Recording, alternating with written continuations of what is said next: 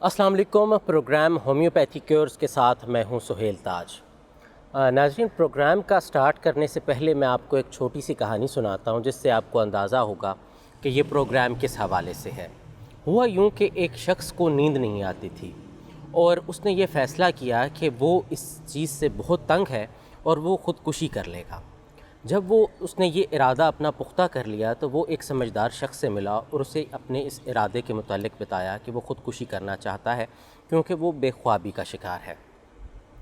उस शख्स ने उसे मशवरा दिया कि अगर आप ख़ुदकुशी ही करना चाहते हैं तो अपने आप पर रहम मत कीजिएगा। उसने कहा, जी मैं बिल्कुल रहम नहीं करूँगा और अपने आप को ज़ालिमाना तरीके से इख्तिताम तक लेके जाऊँगा। उसने कहा कि वो तरीका भी अगर मैं आपको बता दूँ तो उसने इत्तफ़ाक़ किया। दाना शख्स ने उससे कहा कि आप चलना शुरू करें और उस वक्त तक चलते रहें जब तक आपकी मौत वाक़ई ना हो जाए। चुनांचे उस शख्स ने चलना शुरू किया और चलते चलते उसको शाम पड़ गई और वो इतना शदीद थका कि उसे नींद आ गई और वो सो गया। जब वो सुबह उठा या वो नींद पूरी करके उठा तो ख़ुदकुशी का इरादा भी तर्क कर चुका था और हशाश बशाश भी था। जी हाँ, आज हमारा टॉपिक है बेख्वाबी, जिसे इंसोम्निया भी कहते हैं, स्लीपलेसनेस भी कहते हैं। हमेशा की तरह हमारे साथ डॉक्टर नासिर अहमद चौधरी साहब मौजूद हैं और आज हम बात करेंगे बेख्वाबी के हवाले से। बताइए सर, ये तो एक मैंने कहानी सुनाई जो बेख्वाबी से इतना कोई तंग आ जाए कि वो मौत की तरफ चले जाए। होम्योपैथी के मुताबिक बेख्वाबी क्या है? जी माशाल्लाह, आपने जो कहानी सुनाई है ये बहुत ही रेलेवेंट है इस स्टेट ऑफ अफेयर से कि इंसान बेख्वाबी का शिकार हो जाए, इंसोमनिया का, स्लीपलेसनेस का या शॉर्ट स्लीप का या डिस्टर्ब स्लीप का, यानी कोई भी सूरत हो उसमें ये बेख्वाबी की चारों सूरतें जो मैंने अभी बयान की हैं और इसकी बेशुमार वजूहात हैं, जिनमें से एक सबसे बड़ी वजह यही यानी टेंशन है, स्ट्रेस है, एंग्जाइटी है, रेस्टलेसनेस है। मौजूदा हालात में दुनिया जिस तरीके से वबा का शिकार हो के हम सारे लोग जो हैं वो एक अल्लाह ताला माफ़ करे जिस कंडीशन से गुज़र रहे हैं, ख़ास तौर पे बुज़ुर्ग जिनको डराया जा रहा है कि आप ज़्यादा इसका शिकार होने का आपका इम्कान है और अगर आप शिकार होंगे तो आपकी सर्वाइवल जो है वो ज़्यादा मुश्किल है।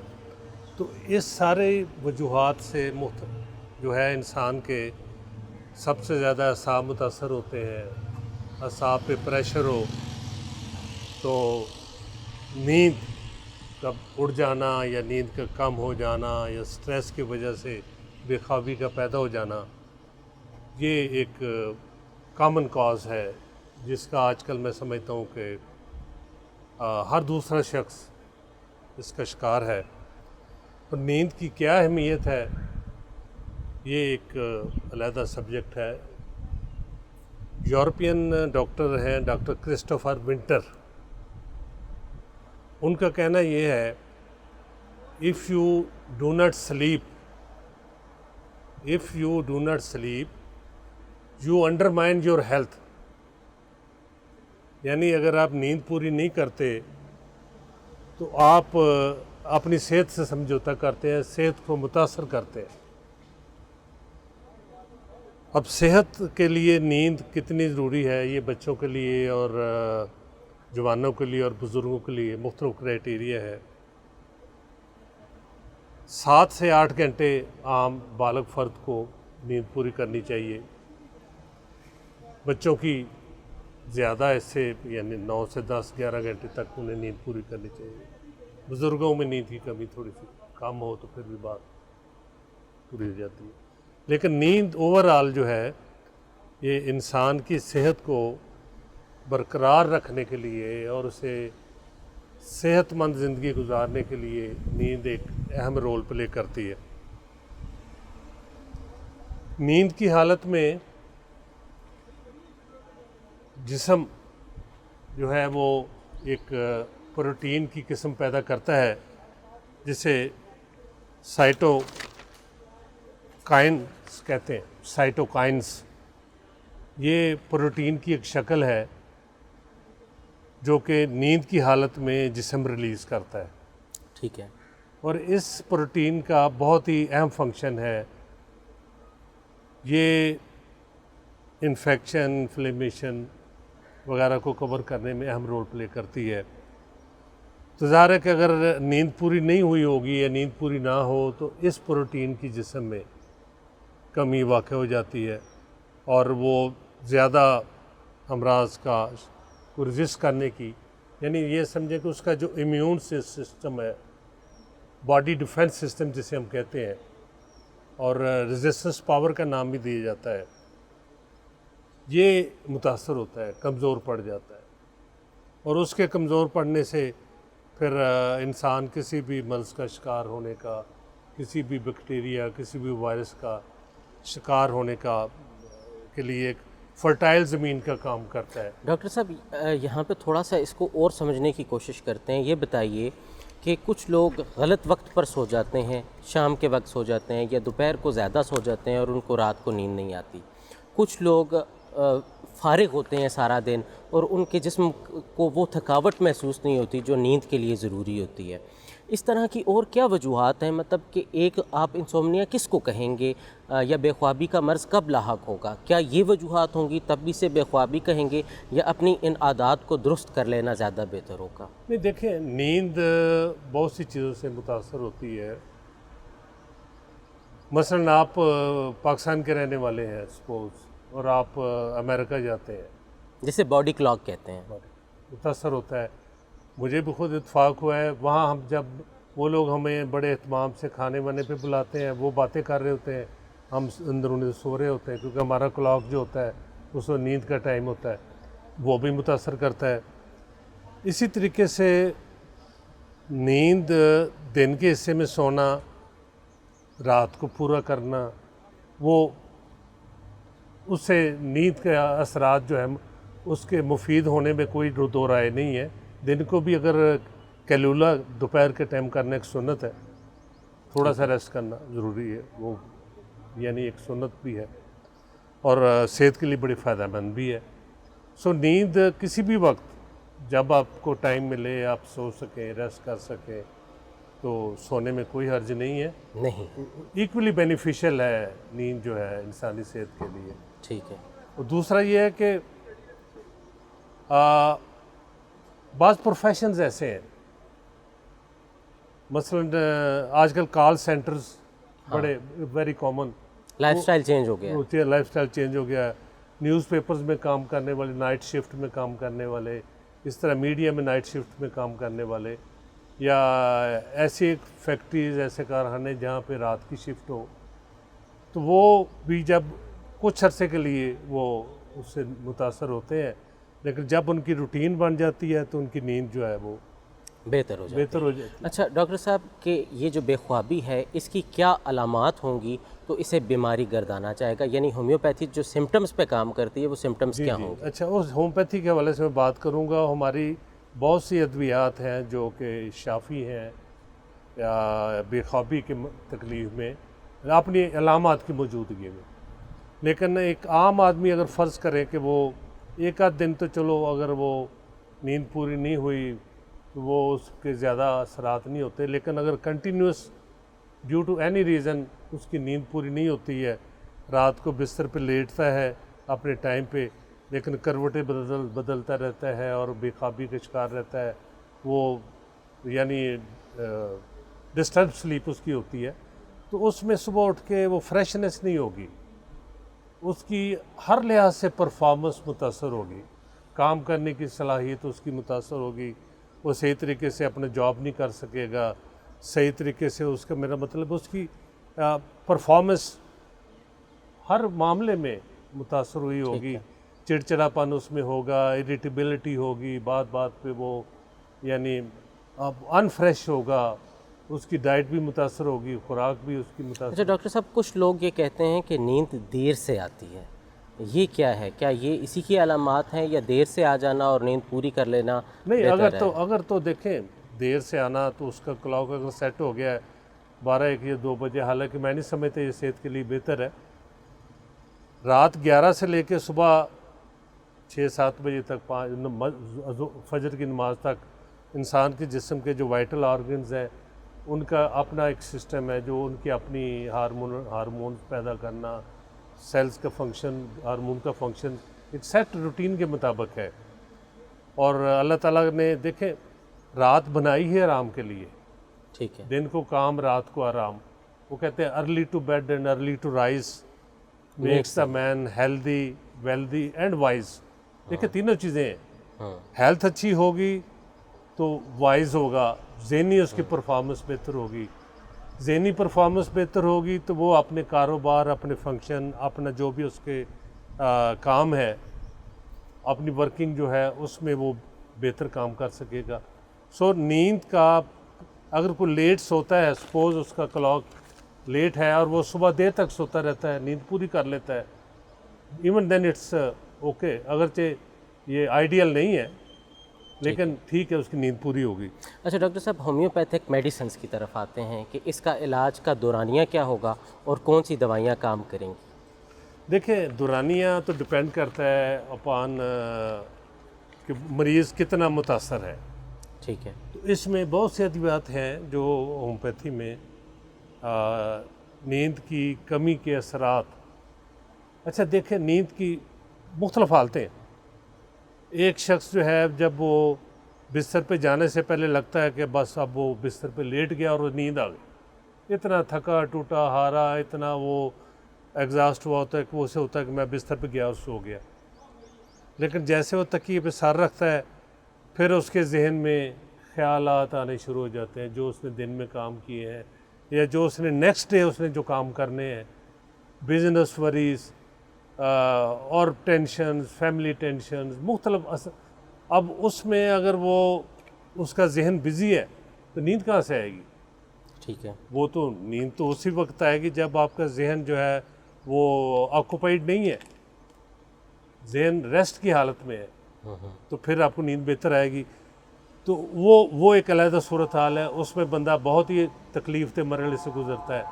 दूसरा ये जो हमारे हाथ में जो मोबाइल फ़ोन आ गया, हम रात सोने से पहले बिस्तर पे आंखें बंद करने से पहले तक लास्ट कॉल को अटेंड करते हैं।